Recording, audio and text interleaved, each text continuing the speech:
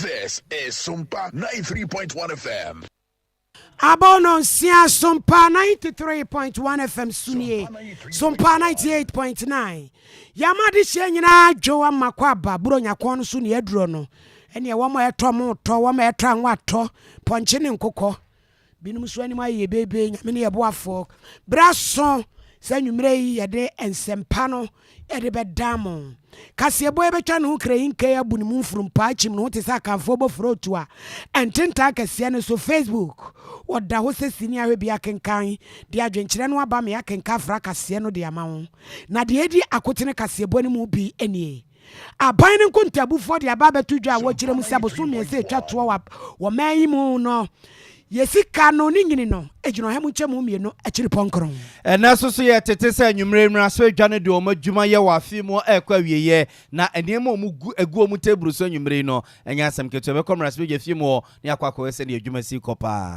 on monyamfo Justin Kodu Afrempon wose ye na hudwiri pa se na ano congress ase tape eliki ye ani disi fo antumi ampa Ghana fo chewo eni da kwan se anwumre mampani na nado dan kwaku fo de be ya mamre ne amane na temuafo bedunum waje o matuma mama kwakọ ye adwuma e o court of appeal Emra shebedwafo abobra staff abaso se pema peyebi ameni nyina chocho for penny the man pipi amanyoko di atudwa se waka champion NDC mpeni fofofra wo mato abayi wonum no se intro na yeye wo mo eba bedim peninie no mo ababe som party no o mo manokre eni wo manim nana bosomedwa kase ye wo sunwan enne yesi niema ni nyina wo matete ho ayento na yenua ba kwanya kwa bronoma betwamfoni no amaye abuzia fa anwumre su yademba kwa National Cathedral nkomonum yetete se nekuo mienu sore eye ye kire komra so yefiem nekusi senie National Cathedral nkomo be kone akwa kodidi kakra Dimitri Adventist Preparatory School ene wama ya graduation nipa wo ha aduasan kron Abuzia for weni afofro pini akekese ne se kase ababi a wo bia na nwumre ye ba ne ye dia ba besom wo wadwenche no nsusuye fa be kai ho wa bra o kai ho e social media platforms awodo no nyina so oko Facebook wa aha e Sompa 93.1 FM Sompa 93.1 FM wo Facebook and YouTube ye Sompa TV Ghana wadwenche no nsusuye no wo de bia wo no ma yeguso ye be kase no mamo no ye be kenkan ede amamo na ye ka mo se kase every Sompa 93.1 FM so kuma bonten so no ebe dada no ho akwakofa Sompa 98.9 FM so sunyan ene ne nkwado ye ne yeso manwumre na ya obo amalibi aboga mede wahini ni ama kranchata so of mami premei ni kase bono mi ebiemu no yenye brei na yenyina da yentie Wamai no nkuntabuni penny and wadi assembly abetuma wochirem se afie mu bosome miensa ya etwa to no said yenka no wore kwan se sikasem ni nyine no beba no nya de eba ne sa hemu ntwemu no mienu akiri ponkron no wanya botra chire mu pa wose niema ye no mani mu ye friend say gross domestic product ni nyini gino hemu ntwemu nan akiri po no enkron eno eye second quarter 2022 na aworokocha eno GDP no hemu ntwemu nan akiri po ensia na ndi obubu num akwa said ye na enyini no etsie uhwemu a wose professional administrative and support services activities enu yedumienu akiripo ne baako ena fei eniema te se adansie ne adan ho nsem amunchemu nsia akiripo nsia awogibia ene baabi a edidie te se hotels and restaurants enu so amunchemu nsia akiripo nan apadie amunchemu mienu akiripo nan enkane ne nsuo ho nsem egira amunchemu ne miensa akiripo nkron na ha minchemu miensa chiripo no wohunu na aworokocha no ni nchirechiremu no se ye ensuomunam ohamunchemu no edu achiripo wohunu emoa yen ohamunchemu enum achiripo nwotwe afa kwaye brantuo ni enua nutan ohamunchemu nan achiripo enson enuaba anase enfudie etise koko ohamunchemu nan achiripo wohunu efoma gudie ni abopaye mekire mine and query ohamunchemu du na achiripo enkron ena sa pepepe enetie Yewura Professor Kobena enim ya wo man nyina dan yankontabuni ene brede afi ko na wieye wo sin konwa wo bu nkonte. So we're recording a decline from 6.5% between third quarter 2020 and third quarter 2021 to 2.9% for the period third quarter 2021 and third quarter 2022. From a non-oil perspective, we recorded a growth rate of 3.6% for the period third quarter 2022, referencing third quarter 2021. This shows a sharp decline for the rate that was recorded for the third quarter of 2021, which stood at 8.2 growth rate between third quarter 2020 and third quarter 2021, and for the third quarter 2022, it declined to 3.6%. We compared this historically from the last quarter of our experience during the COVID period, and we have observed that this is the least growth that we've recorded since the economy bounced back after the COVID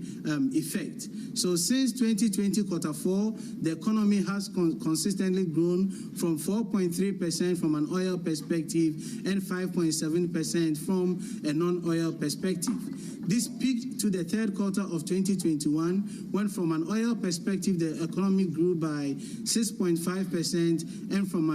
and from a non-oil perspective, the economy grew by 8.2%. Comparing it with the current rate of 2.9% oil GDP and 3.6% non-oil GDP, this is the lowest growth rate that we've recorded in the last 8 quarters after the economy had bounced back following the COVID-19 effect. We are buying non-contabuni Professor Kobina Enim. Abusafo to akase no so na yemfam mfiri enkontabuo no ho nsem na yemfam nkomra so yefie mu sisia na se ne mo kase enani nyina da kwan se yemra so yafo no de o madwuma ye e wa fi mu ebekwa wieye enti anadwe ne mo kase de ene megu o mu teburu so ene nkomo a ene adwuma wo mo ye no enya asem keto abusua yenkwai na yekuti bese for a professional konkonsani a oto yen credit free mra so yefie mu na ya ye ne nkodi nkomo na yemusa se ye tete se 11 no ensesanya so for esikasa no ntutu so de koto braspeja fo ni mu no wo mo agya tumu ne na yasaso ate se ensachire bia sa ba ho ensachire ben a yenkode ne nana yankodi nkomo oba ya majoe mejin so me ya be ma megiri se wo ho ye pa obo ade adom me ho ye ye de rade ase bibia so be fine wateme mo afishia pa afin komete boy nkomo ya tete yerim se ne na mraso adwane du o madwuma ye e wa afi mu e ba wieye na ya te se 11 no a finance minister e de koto o manim se nke free next year kono sika bia obesende bia no ye beti 11 dia free so no ya te se wasaso de foforo akoto mraso adwane nimu a wo mo edi ho nkomo e ye de asem a kire mu na ya mini amamenda wasini akonya wode amami anwumei sene wadi ka chemu dada no omai futu samfo odi chese e-levy ya wobeje 1.5 ya Ghana fo susu mo ho kire mo nte so no wate so de aba na eba ne sana ehiama se finance committee no etena se eye mu hwehwemu agitum ansana aba plenary mpoma o ma debate wo ho na atumi abeyemra nanso edom kuma ne se e-levy no wo makase wo mpe no wo mo ye ne hwea wo mpe so mo befo aso a ene ade ekọ 0.05% enye sa pa dia 1.5 no se de Ghana fo ho kire wom wo hia aduane a yedi wo ye num kekekra ho ayeden enu nti no wo mko ye hu bibi nti empepe a me no kasai e-levy no eguso finance committee ene your friend is saying mesika ye di kwakosi national cathedral no 80 million no say no omo di akoma ministry of tourism and arts omo budget mu ena omo di sika na akwa nanso edom kuma no ebra committee ni tena se omo akoto aba 11 against 10 edia se cathedral no enya dia o mai wo sika ye di kosi cathedral so mampani na woni sika won kosi na ade enu achi VAT no eno so edom kuma ni si o womo support enu nti mpempem am no kasai budget no akonhoma sika 2023 ne de mrahye bedani nyan jintumu ye nanso panifom ya ti asiase enne ekosi na hia asetena no ene omu de bekọ na wie ye se de be ya omu benya kwan akodi obo ade awoda ni bi enu ti se ye gusu edi omachi Kosi so adeɛ bɛkye ane so mbɛnya ɔmo ho ntiaseɛ wɔ yi levy ni VAT ne deɛ keka ho ne ho na afei budget no ɔmo agye ato mu deɛ ɛne minua ɛbrɛ na ɛbɛkyerɛ na minua mprɛmprɛ a me ne wo kasa yi wobɛpie mu ɔmo na hyɛ bɛdafi a mente me ho ase ɛyɛ asɔre kakra na me ne wo kasa yi ɛyɛ adeɛ aban akukuru mmara bi di abɛto mu na hyɛ bɛdwa mu sisi ya me ne wo kasa yi na mmara no yɛfrɛ no Revenue Administration Bill 2022 Day ya omampani di bayi wose eye ekwan a wo fa so di agetoɔ de akyekyere oman Ghana na saa bill no minia portion baabi e kyerɛ sɛ wo yɛ trotro driver taxi driver ansa ne se wo license bewu ya wo bɛkɔ renew no agye wo de nkrataa di adanse ase wutua to enya sa ye renew license emma eno na dom kuma ne si da bi da esan se konkrasi a Ghana Revenue Authority ebebre office no ebi ni baabi a eno nti sa portion na de si ansa ne se taxi driver na trotro driver bɛkɔ renew ni license agye so kita nkrataa kyerɛ so di tua ɛto de womu nyintum enu ti adam kuma na yesisa na tie dia womu beto so aba nanso deputy minister of finance abla o asare de kyerɛ sisa portion ne nkwa ne dom kuma no ntiase a emra no mu ngusu nyanwie ye mra se bedwa ne nyantum ye enu ti eduru ba bi omo ye esiesie ye a delayed coffee na insert ama na sa portion no womu behwe na womu ka bibi e de afa ho enti enua no driver fo enkan hu se if you know crazy, I'm ready. We are taxi driver,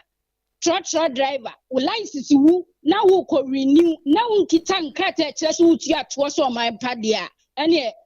drive your man. Ubejai. Na yai. Omo muchi private cars no eh. Omo do omo nka ho mrano. Oh, omo dia ya so omo do omo tua to ne de dadana. Taxi driver ni trotro na e won krasie ni nkuma no e kamia yesi omo fa kwan so digi sika aban ni nse danya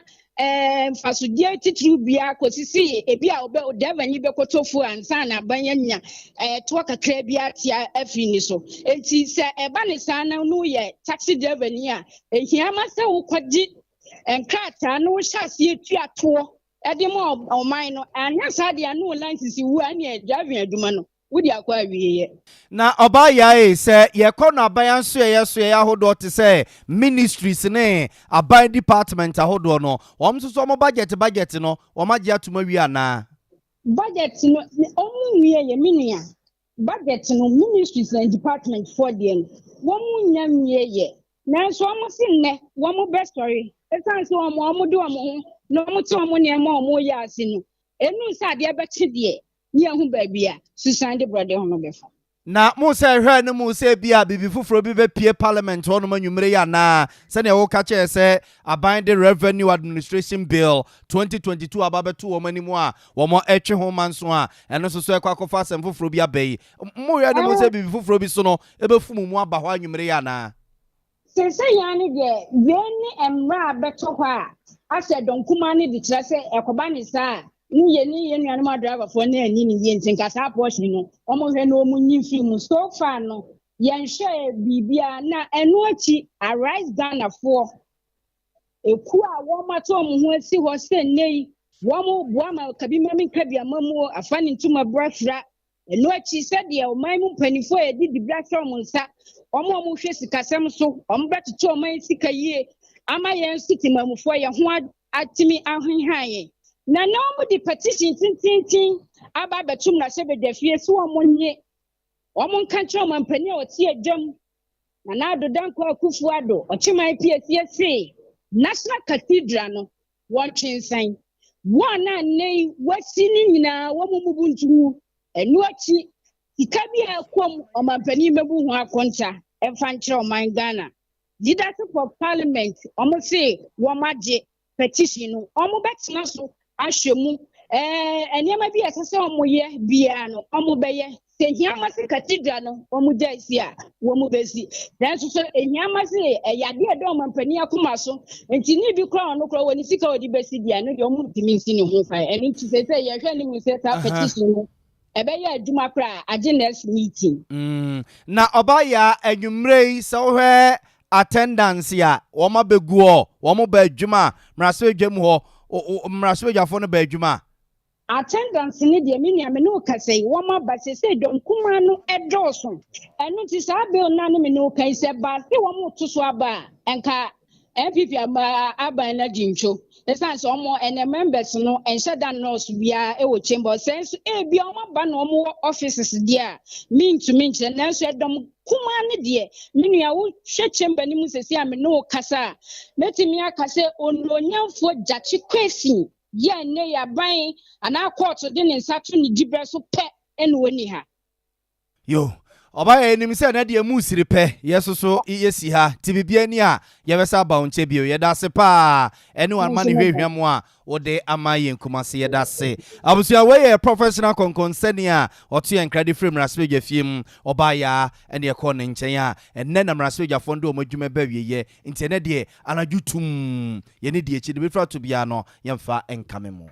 ani disi amanyoko akoto aba na no memenda enkran wa hija go prama kase so masayad bria ye kase de sekadompe ni ato aba ma no so me chairman fa amanyoko no owura John Sese du nkatia na numu ena general secretary ya ogina mu de ma ni pipi amanyoko onmonyamfo Justin Kodu Afrempo wokumkom enso di bia betum se ni hudwiri no papa sandi si fuantimi ani wanto nche no manfa chope mu oden anfa magana fo ni nyina da ne se ebeka to ne bro no mokoto aba no ne yetie ne tape bi apia se edu nkatie kire mu se na anu aba ye koto yen se wo mu anwin sanse no mu ni nyina so bia wenkrata om keka bo mu nyina no mu num se wo mo koye matara makwe eno wo ko sada agi ko gina court mu men ko kire na Justin Kodu ya se na esen ko mo fa sa kwan no so no mo pa Ghana fo chewo sanse eye bereseye ene adaje no mo de beto Ghana fo so na nso NDC fo awoni mu wo mo no onum se che papa de nya de wo bepa bi da won mo congress ya wo ko ye etosu edu eno wo makoye awura no bi te se fifi frave kwete se wo no me wo twetwefo pani emene Joseph Yamin enso me national organizer yenti on monyam for Justin Kodu Afrempo to audios and videos on circulation in which the national chairman of the NDC, Mr. Esiedi Ketia, admits that the leadership of the party knew that they lost the 2020 general elections, that they knew they lost. But yet, they still went ahead to deceive their supporters and lied to Ghanaian people that the elections was rigged. In pursuit of their clandestine agenda, the NDC, he said, went ahead to challenge the election results at the Supreme Court without a shred of evidence. The NPP had hoped that the NDC would have used the occasion of their Congress to render an unqualified apologies to the nation judiciary and to the good people of Ghana for such unpatriotic and disgraceful conduct, which portends a great danger to our democracy and stability of our dear country, Ghana. Unfortunately, it never happened, which is typical of the NDC. Even when they are wrong, they will not admit. Instead, they continue with their campaign of hate against the judiciary, scandalizing and attacking the very integrity of our revered judges without any justification. And this is indeed shameful.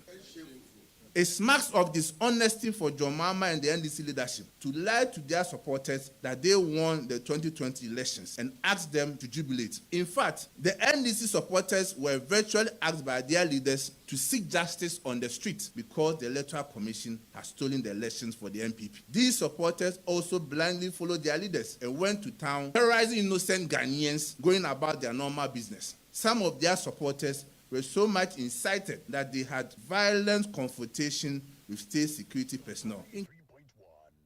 One morning for Justin Kodu Afrempo wokumkom.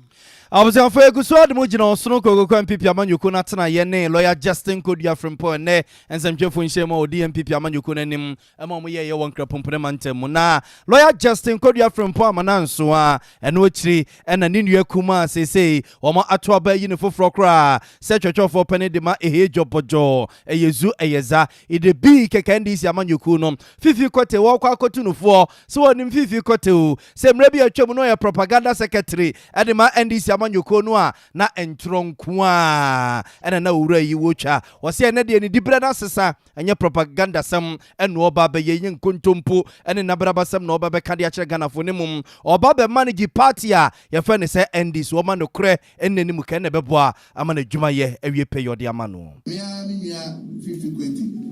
be junior and I'm your senior. We senior food to Kakra and the member on the set. I couldn't have found tell my mention on Macacra. Now, position our business is, we in the position there, propaganda secretary. We know any propaganda say no administrator of a major political party. No maybe say be and now call Parliament Appointment Committee. Our copacho, we can say 2008 on my penico for a Ghana holding now on my penico for be accounts be a war has to be bring at the appointees on my penico 5 prince with him, but to abonting. If you can't say the chill of a patch, we are best wrong. Say, baby, I was doing the propaganda there, and then baby, I Ghana, you want to we are ready as a political party, said, the NDC for every debating matters of substance, on records and achievements. Say, Buama Ghana for it may decide in 2024 between MPP and NDC for why they don't manage Shenisa between Yeduma. The better when you're Abusia Chocho for Penny de Ma NPP Amanyuku lawyer Justin Kodia from Pon Abusia Wamana Soa we ye futu de man in Yakuma 50 of a coteno eton chenia or sregedi for says de Yamia ya dum a maniama born titia netitiba from Nano na Petrubui eba for my GPR to impeding for Madama or Mate sube 15% diama yen Sab Bepe and a Niema bo etitiba from Tobas regedi for no say Omo Jum Ghana for Nangina and Western Yamano Umbishin so na timi aboa e ma bronya yi yetime di na yedi ne ye so asem say petrol bo aba form he said dollar no so ahod na aba form Sydney nya ahode enam sanso nti sembo ateto so enti ebese ye nnuamo a omoton ade traders Mamoton cement, Mamoton iron rods, plywood, butter for any trade unions in your someone when you are best room, for Manutu, na Musumo normal so, Sebebwa Magana, in your prices of petroleum products at the pump have reduced, resulting in a 15.3% reduction in transport fares as announced by the transport union. Although I must admit that these developments may not entirely address the prevailing socio-economic condition in the country, we do believe strongly that they may offer a sigh of relief to Ghanaians, especially as we approach the festive season. Certainly, there could not have been a better Christmas gift to all of us, and indeed, we must commend this government. Abusia we Chocho for Penny de Ma Sono Kogoko MPP Amanyuku no lawyer Justin Kodia from Pon and Yetene Nkano. Nano kwasiada na wiase nyinada ku kansia wodi kotintim so kata wodi ba wieye no mo no the Argentines ya wam sahin Lionel Messi wodi domani maji kuruwa no de koni kuro mu amebinom ya ni ase ayese ho mesu ayesu enyasem ketwa Ghana fo so de ehun kotwitwi mu wakoya ahompam jeni na so yankoduru ba biada eme we kura ma ene yantimi amafie yetu akwantuo no nam kwata ho de wokọ Serbia Montenegro wokọ ne wokọ hehe wokọ Jamaica fo wo mu nyina da amafie kura de bag abubu yachi ekoye clubs mu akwakobo ye board na nemra shebedwafo akwa asetena no wo mu kirekire mu se yesi be ma be ye bio wa me ni nyina na bra no bona mo nya na tise de ogina mpo ano aya wo soma sra ya nkwa ne ye die na nso ya yebi wosoafo a wogina mu a wobo asoye ho bra eno ononyamfo Mustafa Yusuf eno de asemito mra shebedwafo anim wo se de aka ne semfo nsuo bia ye no ye be ye free wo na ye koye nim no yetumi akoye nim na ye dinkunim of government continues to make in the team. This call for drastic measures, especially in the handle of the team, to ensure that as a nation we halt the dwindling fortune of our national team. Despite our disappointing exit from the group stage of the World Cup, one positive is that the young team gave our nation a glimmer of hope that the team can go places if we learn from our mistakes and correct the wrongs. The Ministry of Youth and Sports therefore intends to lead a national dialogue of all stakeholders to come out with a modern and inclusive way of managing our national team.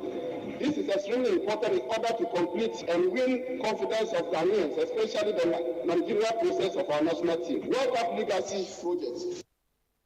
Nanso wada mrasebe jefie mu chiame papa abambabin eno ande wo kyerem se wonu de ohunu se Ghana fo ya de nkudumdie ne kura mu na di ye wo se wo hunu fumso bia da ye a wono maye na brabom ne ye wo na yesu hunu hunu suanyunu sa anko ye nso ama wo anu akyekyere wo ne ma ne ye to ande obo wo no maba so pa ne technical team ni nyina emo mu ayiko. We don't learn from mistakes.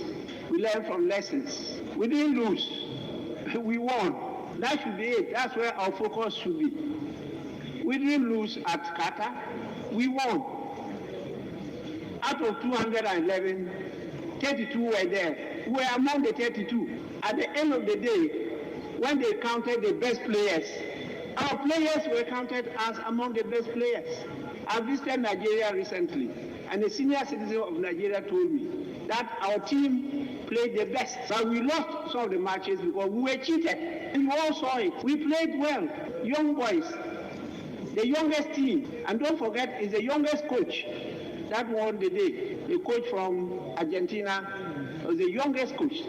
My passion for football is unlimited. And it will continue so until I'm no more in the world. So please, let's be proud. Let's be happy. We won. We didn't lose. And I'll continue to congratulate the Black Stars and the technical team and the organization, particularly the minister led a good team, but there are some lessons that we picked from there, which we learn, and I'm sure in the next contest we'll go further than we did.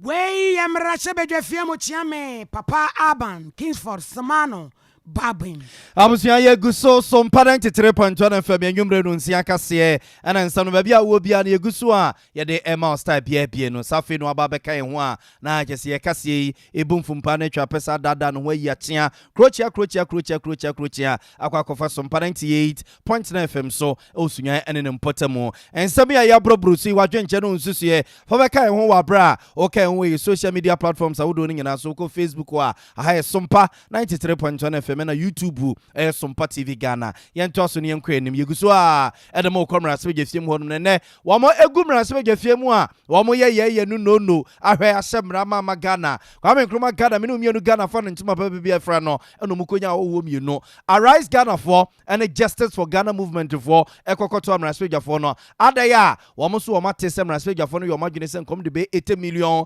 Ghana cedis bi eko eme de akwakosi National Cathedral na sikana asom de beko aso mo mfanko wo so mo ye kira ba be ka kire ma hwebejafo no se baby oh my God ye duru se no a ye pa ye hu a ye hu ya sini mu no we no ma anyoma dwene so mo tabiri se sika no e de akwase ye mfanko si National Cathedral bia se sika no so mo de ma ban a ye betimi e de ya kwan atete apansam awie se amako ne edu okroma se no ye betimi de siesie pi no a no pani salom dramani eye dramado ya wo ye convener e de ma Justice for Ghana movement eno di kan a odi ni nuanoma na enim e de sansem ye to mrasbejafo no enimu that NAPCO victims and national service personnel who have not been paid,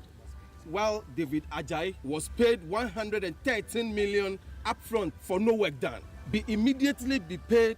from savings made by Parliament, stopping the 80 million budgeted for the cathedral. That the entire Ghana is not allowed to come to a standstill due to Ghana's labor union's threat of an indefinite strike action from next week. That the Parliament intervenes to avert the threats of teachers, doctors, nurses, and indeed every worker in all sectors staying home till government makes a U-turn. Ghanaians who are already suffering from the economic crisis are being threatened with further nuisance taxes, including VAT, which the president in the 90s implacably stood against. Government's haircut on investment, including an increase in VAT and removal of the e-levy threshold to cushion the poor, is resisted by Parliament on behalf of the Ghanaian people. Minority Leader, please, this one goes to you. Please, we want you to resist together with your gallant members. Meaning the poor will get poorer by a direct government policy intervention. Ghanaians are opposed to these policies in the 2023 budget and urge Parliament to vote against them. We are demanding that the cathedral project is immediately stopped. We are demanding that the cathedral project is immediately stopped. It bears repeating. We are demanding that the cathedral project is immediately stopped. All payments returned. I repeat. Abuzianti wano ene ye kasama for na second for the make from say justice for Ghana movement and almost say enene kire ya sa 80 million Ghana cedis na nkomo tete sa ban de kwase mfankusi national cathedral no omo mpene to mpene no a mraspeja no munyan narkofo ne nti omo kanu ene yesi amom 1 month no national service for die gu nchen and a youth employment for so no e die gu nchen to mo hwe se sika sa ne da hode a yemfankutu twa nkwada ne kasense ombe omadwene so omode kwase mfankusi national cathedral na busiana no si ya ena mraspeja ni o mraspeja fiema desia wo mo tolo na baton pasua so onu akro no a eye first deputy majority chief whip honorable Abibi Idris so no ejira ne nuanu MPP mraspeja fo no nyina nemo eje nkrata no e ka kiro mo so mo nsam no mo de aba ne de ejombe kwawre wa kwa kubusa abrewa no ma place times ya hwe anamonkura umbetu e de afa ho. What we are done we here. I should thank the organizers of the Justice for Peace. Justice for Ghana. Justice for Ghana. For your peaceful demonstration. And like the minority leader said, we will receive the petition on behalf of the Parliament of Ghana and the Speaker. But what I can assure you is that not only Parliament, but we in the majority, we are also concerned. And we do admit that times are hard and times are difficult at this material moment. That is why, when times are hard and times are difficult, we need to sacrifice as Ghanaians. If you go around all over the world, you will see that governments or Ghanaians or citizens of various countries are contributing to the development of their nation. At the moment, Ghana, if you look at our tax to GDP, we are still doing around 13% when you come to tax to GDP. How can government fund its projects, its programs, if actually certain people are not being taxed? So definitely, we should all participate in helping government to achieve the needed development that we intend achieving. And I can assure you that the President, Nana Addo Dankwa Akufo-Addo, will not exhibit the dead goat syndrome. He will definitely listen to you. And the criteria, like you said, at committee level, we came to agreement and make sure that it didn't go through. We will see. Today we'll do the appropriation and we'll be able to see that certain concerns that you have. The minority have been a very sound minority. They keep the majority on our toes to make sure that the democracy that we are all striving will be achieved. We will not be too, or we will not think that demonstrations are too many in the system. And for that matter, we get fed up or frustrated about it. We will ensure that your concerns will be looked after.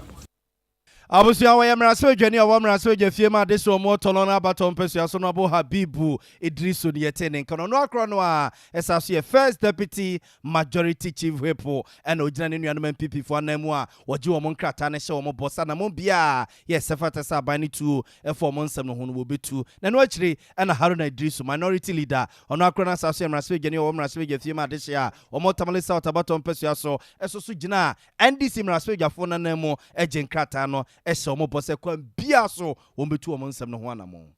you too for conducting yourselves well, the leadership and members of Justice for Ghana. You have expressed your legitimate concerns. Some of it we share,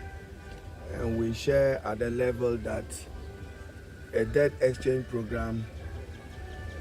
we should have anticipated it and probably avoided it. Ghana Beyond Aid has now become Ghana Beyond Eurobonds and its implications on our economy. We share a strong view that pensions funds should be exempt from the debt exchange initiative in order to guarantee post-retirement security for pensioners and for it to be properly invested.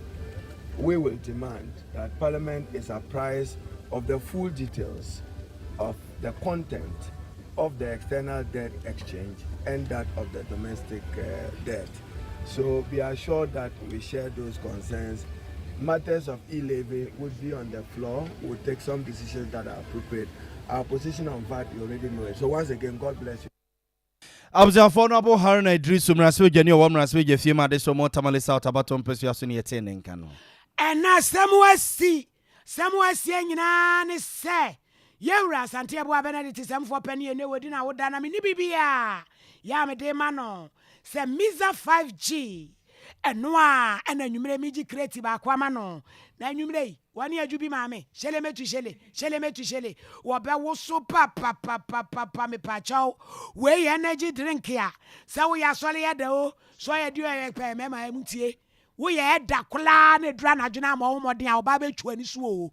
Enu ti pomodia so beba be GB Miza 5G anoma kodi ebresi ama watu regional bo wiremu abojabum ni phone nda ho ne fe wo so we de green tea grapefruit grapes no ankasa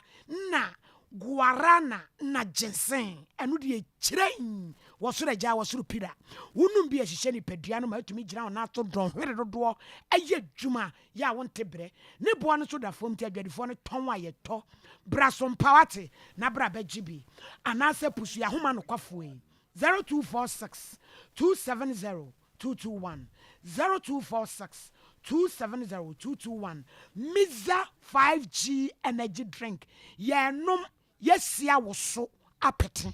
yentu oso odi mizo odi mazati ebo odi eye mizo fruit drink so be kafa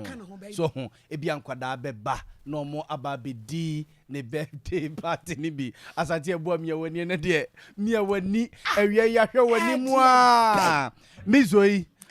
kakra bi uyi kakra bi eto bebre no wa cheche de aseye nsem wa pepa no so fo so na wo yi odifo ayi pokwa so we di pa no no wa no ye ha no na ke di aboso party wa wie eso asante ebo wo mine wo mako ka wo se me yaso eda eso mizo yi bibia nim imam fo onom obia num bi asofo onom obia num bi sofo pokwa bra ko kan wanya asem yi le san se me yenya mini penti me die me pensade die me mpe wo mo no asam wa se san ade no ko asem yenya mini penti ya dre Yakupon ye dio. Eti miso fruit drink na no an ye no mo. Ebia ye ka say weekendi obekọ ye, obekọ party, obekọ wedding or birthday party bi awo ya. Eye miso fruit drink we na eye purely natural. So tia say ye mfa colors ne ho bia ngu mu. Correct pa. Fresh fruit no a ene ye de ye kwesi broni e ka ne say eye organic so tia say eno anu bono guran kan say wonya de ode ice block akra anade ase fridge mi ne tom shati egu ewradia na mi mo gogora ese kwadufo ni na sunum ne de eye miso fruit drink eno a bronya eno an ye didie bronya ohwa ombebe fie he wo mo a wo kosra wunum o ma wo komo mo bronya de obetima to miso fruit drink na de akwa wo mo ye wo orange wom ye wo mango wom ye wo apple wom ye wo pineapple so wom ene ye wo melon so wom ene ye wo ne aka fruit ni nyina bom aye ne mixed fruit sa eye correct say miso fruit drink eno a ena bronya ye di edi for 0246 270221 0246 270221 na openi dosopua waba no waba besesa dia kodi opeso yini wanwan ya bra Sompa FM ye premises asei na besesa bi ekoton ema mansan enye bi ento ye kwa sunyane nana bosomedwa kese e friend say Wednesday market enya sam ketu akora enei said wo mo kan say last market eni pank ye bufa so bitibiti ne enso yeso kwohwa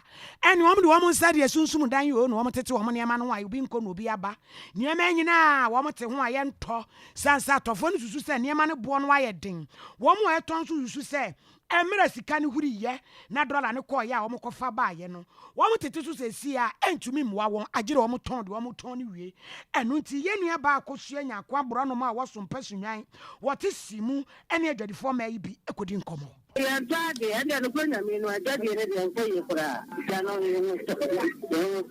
ne man boy se bibia boy ku da tapura wunti nko ade no se bi ta ne man boy ko ne man ya ya ko pa o monte so ko pa mo se ka no boy so mo ti ne man ya no na ma se ya ti ni na ya go tuni ya ni na ti ka no to ba be tu ne ho sem no ela ma ya ko tuni but so afi we do ne de because as a boss I'm $1 no cost you go for money man you the dollar na so for money man and the buy 3 days, most of my dollars. If you know my papa, you better me at go say, or see it only in the no pastor. But it is this year now. You know, so that it is a half a will be there. You know, you have got to look at that. I thought a more another part in the day. So I have to by force into a episode. When you have a man, the old new class in the fire, when you have a see about the new guys, no financial man, and every so that the be on the range and the what the number of fire. I bet the Capra, they are almost in the town, almost where the new financial job. What do you think of the but almost a percent or the effort from and you from that, but the next is Capra. I said, and you may want to be over this. I don't know what I want for the no, when you like it, and never wanted to go. They say, Lord, I want to turn it down, and you know, and never when he had decided to pass on him. I put on him another way. They don't for any year. This is a tongue, and they must have told me. Every day, that's a fact. I just have to eat it. And I can solve it, man. It's a way for my professional and we ye ma me medwadi fo amwo sunwan na nabra edwa kase mu na akua nyakwa bronoma wo akua majoe mejo so ohinini afisia panso yankopon adom ekwan so boko na ene eye dwada kase ewo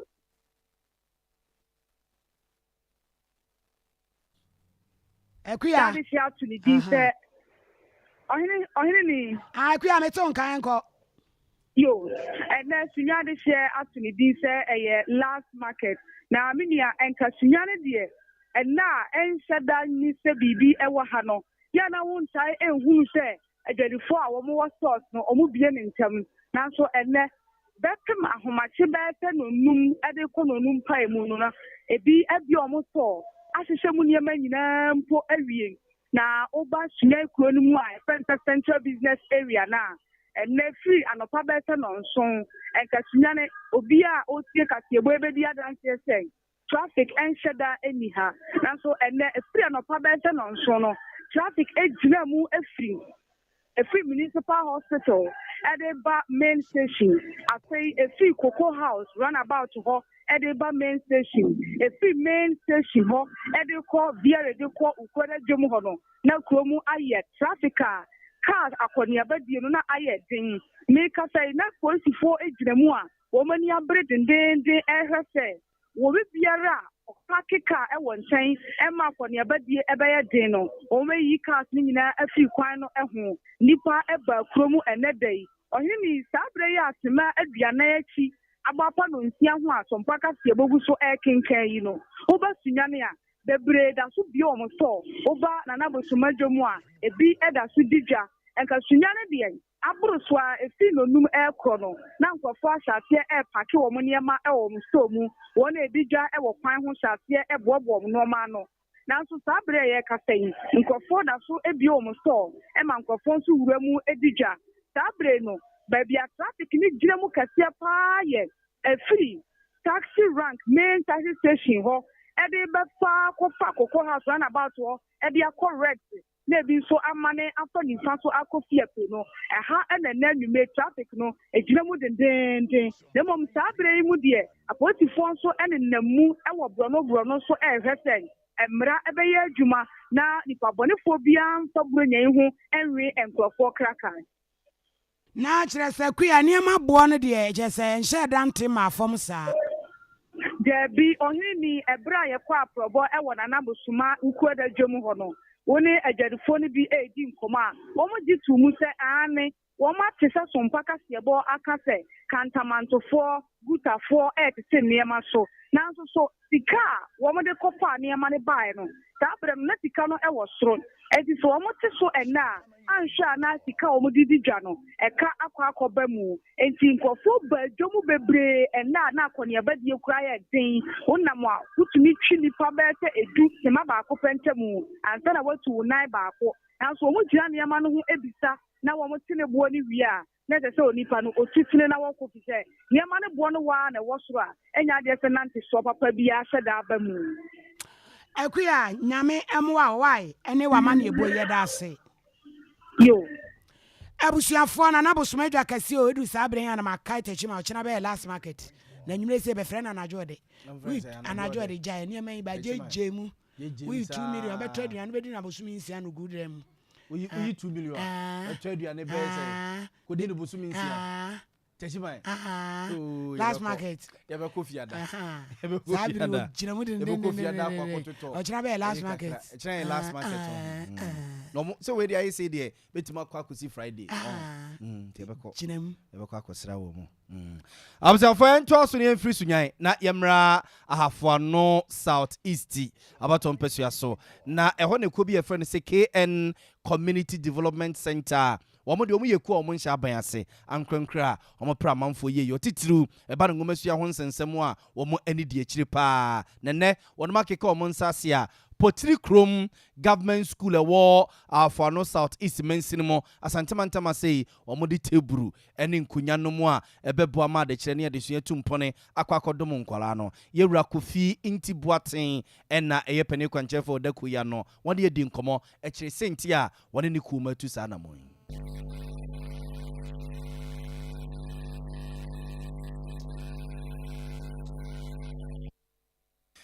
Abusiafo na kehwe so pani Kofi Intibuaten koma wone Sompa FM nsɛmtwefo pensbedu kata remrante boye efa anamuntu a KNB Community Development Center sa koye ansha ban ase no ye kandifo edi animu omo ekokoyeye de ema Potiri Krom Government School a ewo Afano South East mensinimo wo asantemantama sei na ekuo no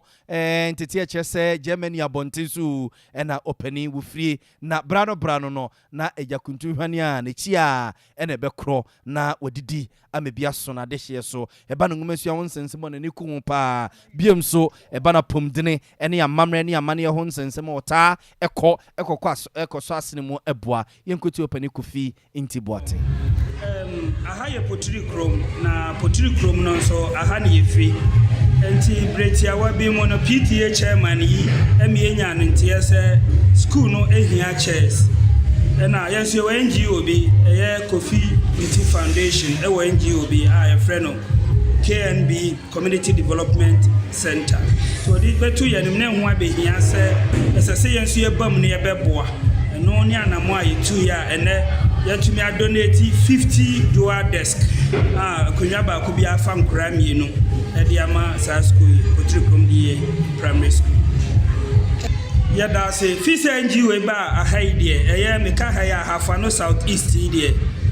we ni donation a ya sha ase a ye no kwasem ne se ye mbotaye ene se ye be ma NGO abeboa omanfo asetenante ye be kosoa aye eniema pi school yi ya show mo bo se ye be show mo e wo new year teachers no ene PTA fo no ne ye hu kwampa ye be fa so a e be ma school yi atumi atumpo fi se sa school yi master odano ene the teachers juma omudie ne yade a so ye nipa sabe obi di juma pan so a esese won tumi boa no na otumi di ne ye ye be kosoa ne omo adi enkita ho e be boa ama school na konani Abusiafo pani Kofi Intibuaten eja Germany abontensu no butu eku efrene se KNB Community Development Center na pani kwanchefo a woda no kofa by kra ne sa na eyeku ansha ban ase na mumum pempi no mutwa omani ebehwe nchirima eboa wunum na headmaster wo school honomo yera Mark Akudua wono soso edase a eja dase bi mra bio sere wo mo nsemo bi se ne omo soso mutwa omani e no mo emeboa wo mo eda sa NGO yi asekese pa ewo dwumaso a waye ye sha afia se na me ne PFO ni hia na me ka kira won se me nya nkudwa be se wo ha afia dwendwene ho na ye dendenden ti nya ne ntie se sa amoa ne ba no na amani age ampa so ene omode osia ye oyo ama ye nsa aka sa nkudwa makoma konkwa aduonu be se mfasa akwan so ene ma kire fo my district director of education Mr. Hamid Kramo so edano awajiram ade mesia na animu se menhwe na me na ase na me gina so adamu nyina mase adake KNB Kofi Intibuaten ase kese se nyame afa no so na waboa enkura na waboa ɔman na waboa potiri kurom ɛman na waboa afa no Southeast ɛda mo ase paa ne krakra no wɔ asɛm bi kyerɛkyerɛfoɔ nyinaa sɛ ɔmo nhwɛ dwumadi a Mr. Kofi enti boaten abɔmmɔden ayɛ na wɔnhwɛ nkonnwa no so yie paa ma yɛn na ɛno nso nhyɛ yɛ akyerɛkyerɛfoɔ nso nkran na dwuma bi a wɔsɛ yɛde ɛho no yɛyɛ no kɔso obi afiri ne mu ɛde sika bɛyɛ 7,000 plus ɛde abɛkyɛ school yi ɛwɔ akonnwa ho a na wotikyɛni no so sɛbe wo so wobrɛ no wadagye a wɔsɛ woku ho me master so deɛ wafa so ayɛ yi a wɔsɛ mesɛ mekum na mɛyɛ Obviously, we a headmaster war Potri Chrome Government School a Hafwa North South East Mensinimo Asantema se Yura Mark Kwakudia and an order penny Kofi Inti Boatin and any Domwasino. Yet was so na Dimitri Adventist Preparatory. One aye one graduation di kind me bunun kwada aye waha eduasa enkron. Na one every baby one so akojira pen foforo na nya sam keto akora ewura nom ani tiri ne aku akukuru bete one ma ya no durubu mu one ma yete pono ho etwetwa wuro bebre na de o mani monyam ekokopie mu enne buro nya bosumi ne de toso aye aduonu ebaako na dwumadie no ase no na asɛmti a wakasa ho ne se nurturing individual skills and potential to influence society na pani a woda suku na no ne owura David Twumasi ene o se abatan eya wo momo wo mani enku wo moma ngomasua ho wo kyena semunti na nu betumi aboa papa eniema me yesei sika bebre mfaso bi enhye da ni so no yɛhwe ho firi ho nature mofra no na skills and asa adoma chede a wode ahye wo mumu no ebetumi ada di no mo de aboa society na ye o man Ghana na atimi build o man no dan say da bia ye depending on white man and a white collar job na ama development into me and the type and say ye be boa mofra no mofra no bebre wo ha wo adoma chede akos me too awofofo say sabre amofra yi say wo sika bi essay na say wo ebre bi essay no esa sabre and I will say what mofra no mu ba mofra no nyini bi o hia wo mu abio dem mo man adoma chede na odi akire no ana say wonimu no wo de usika enye wo bre as a futuo ni ade sha abofra ni mu a na abofra no talent no grow said ye botai no esitie no na ansowa wogusu ada ya wakasa wie ye pe na micro circuit education officer owura comfort obiri yebo a enso se wonyankro ponyansan mu wode niema soronko bia de awura koda bia da mu de aka ne se ye de ani bedi akire begugu sunsuo ne ama ne ntete papa na watumi ada se subampa no nyina so edi nyame amoni pasa afa for a purpose ana se do sibo ni pa no o ma obia sune ne de obia wodumadi asase obedi na sase so na ayewo akwada wada hopiche wenim hwe no nyini to obesku a etitafo no nyanimdie bia I want to ya obetimi aboa efa akoni asa bebre so ema yehudi akola no otimi ye be awu for dia sabe won ko school da won ani ema na wa akoda ni mu no wodi ne besku a enam train your teachers na femu no na wo for no so boa no obetimi ya dane abofra na hu say yes am bay otimi ye akoda otimi ye do hwe ata wo mu ye nkola na de ya dwene enda ye sa akoda no ye piano mana kwa wa wode nensa enda ye nensa na dwene no de ye sa akoda no eticha pono so na boa ye ti say awofo pia abofra no mo aboa eticha pono sa akoda bibi papa bi betinya fini maba na wode aboa abusia ade aboa oman na nipa so anyamfaso ewo no na wowie ye ena santen ma bobo no hene na wobrempon agei ya no ye special guest odwumadie no ase enso de tum se wo bia wasodie se ye tete akoda ma na homasua tumi agina ne de empatamu a wote aban no ɛna fe abatan no wɔse aban no yɛ ne deɛ nti ɛna free SHS na abayi ɛne nkɔdaa wɔnum adeɛ kora wɔn nso gyina mu tententen sɛ baba yɛnten opa kɔdaa ofufu ama wɔn wɔnya grade 58 ɛnso wɔnyɛ sukuu akɔ ayɛ a wɔn nso ne na mu yɛhwɛ capitation grant yɛ kɔdaa didi me deɛ nsɛ frɔ yɛ furu so ne nyinaa yɛ nneɛma aban no de gu akwam sɛ deɛ bɛn na nwoma sua no betumi ayɛ mmerɛ ama mmɔfra no nanso ɛsɛ yɛtumi yɛ dodoɔ no a ne yɛpia mmɔfra no nwoma sua wohwɛ ɛyɛ program yɛ a ɔmo adi a ɔmo sɛ nurturing the individual skills and potentials to influence the society. I believe, sir, aban no will create conducive atmosphere where a and the introduction of free SHS and now here free basic one, basic capitation grants, what they call school feeding. We need now environment no per se conducive. Now my learning I take place. We nana wabrempon eje wotumfo asantema abobono ehene Abza femfa kase ne nkonko wie wo mampani na nado danko akufa na tena ye nanwumre yi ene anadwi eni da kwan se mampani na nado danko akufa do se ne waya amamre ne amane na wagina o my god ne amamra constitution ene amamre ne nchama na so wagye atum se agagefo be dunum ye momo enko ye adwuma e wo court of appeal no ene won be ya amamre ne amane e wo state banquet hall na wo munyina esai no ma akwa ye adwuma na sa agagefo makoma kudunum no a mampani na nado danko akufa ne Judicial Council no any opinion or where say acting Chief Justice of Ghana Justice Jones Doche woma agi woma tum say ifinin kikayo bia enu omo wom koye adwuma no woma edi enedidi soe Justice Kwaku Tewia Akwa Boafo Justice Kwaku Tewia Akwa Boafo Justice Efiasewa Asare Bochi Justice Efiasewa Asare Bochi and Justice Akwa Boafo Justice Asare Bochi and Justice Alex Ousu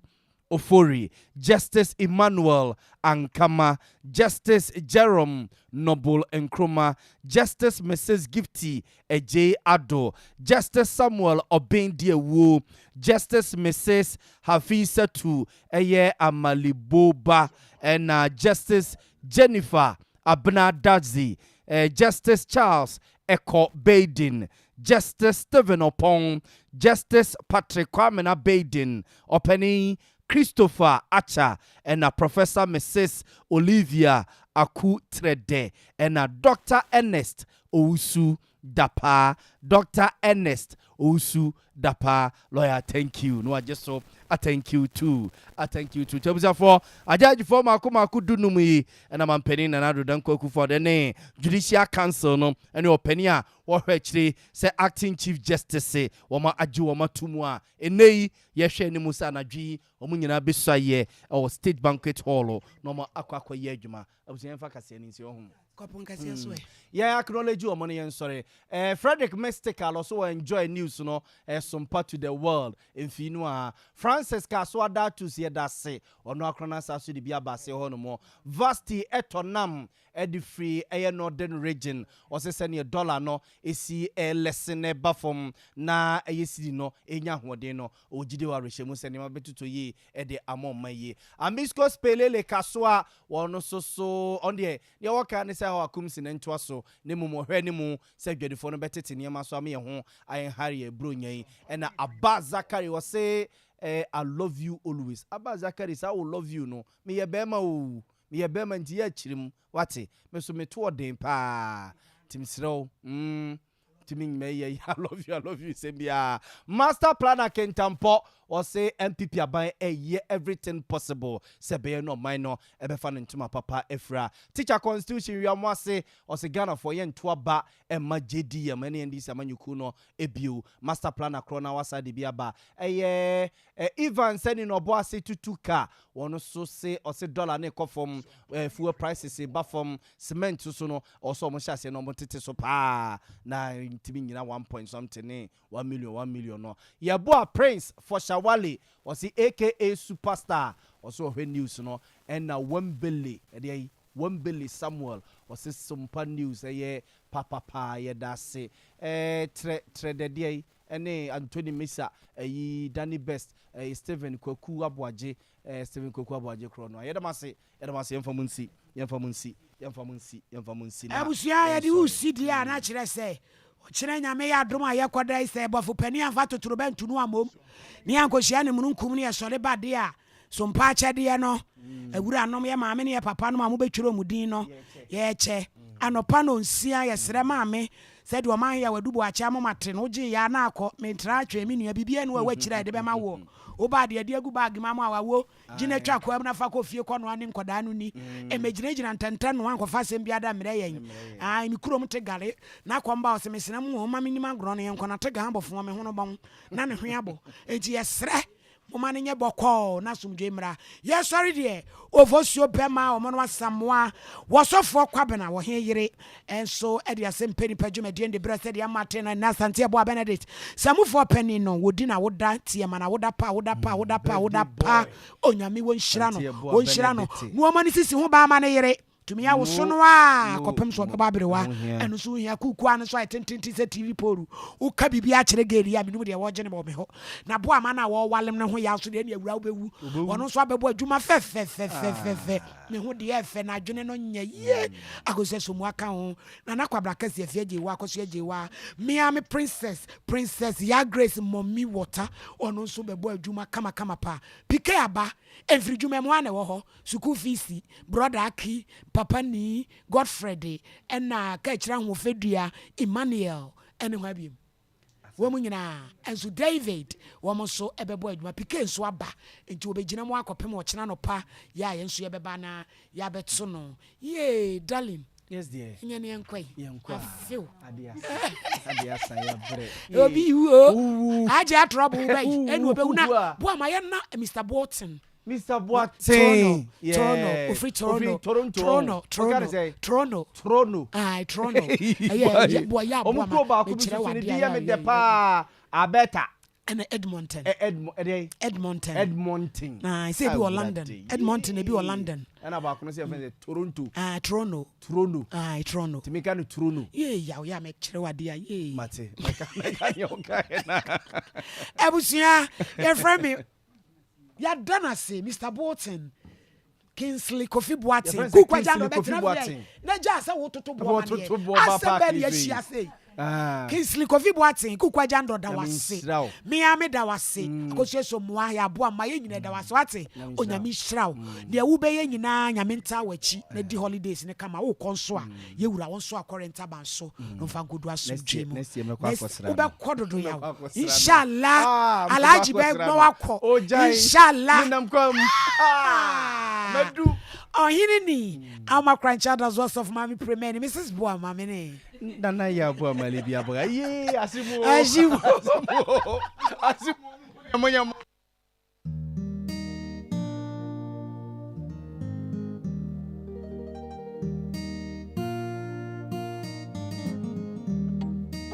Onitin bie pue